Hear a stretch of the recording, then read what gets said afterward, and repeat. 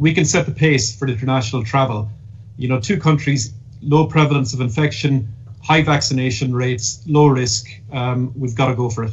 That's British Airways CEO Sean Doyle pleading on Monday for authorities in the U.S. and the U.K. to come up with a plan to relax international flying rules between the two countries after more than a year of health restrictions. So it's been devastating, but we have a great opportunity to get back in the air. Doyle was joined in a virtual press conference by American Airlines CEO Doug Parker, Delta Airlines CEO Ed Bastian, United Airlines CEO Scott Kirby, and JetBlue CEO Robin Hayes.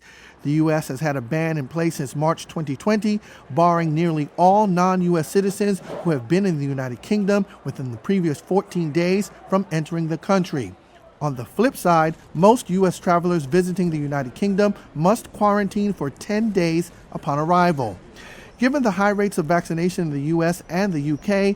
and rebounding economies on both sides of the Atlantic, airline execs like Doug Parker of American Airlines made the financial case for lifting the restrictions. International travel, as we all know, is fundamental to global economic activity.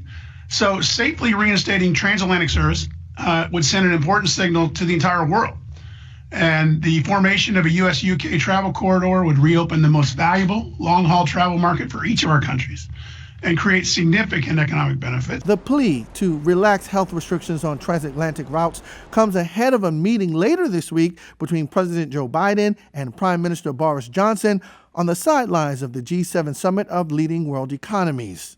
I think there's much more at stake here than a holiday. It's about trade, it's about visiting friends and relatives, and it's about getting back and doing business and re-employing people. Domestic travel has started to rebound, but global airlines are still hemorrhaging on top of the billions of dollars in losses last year.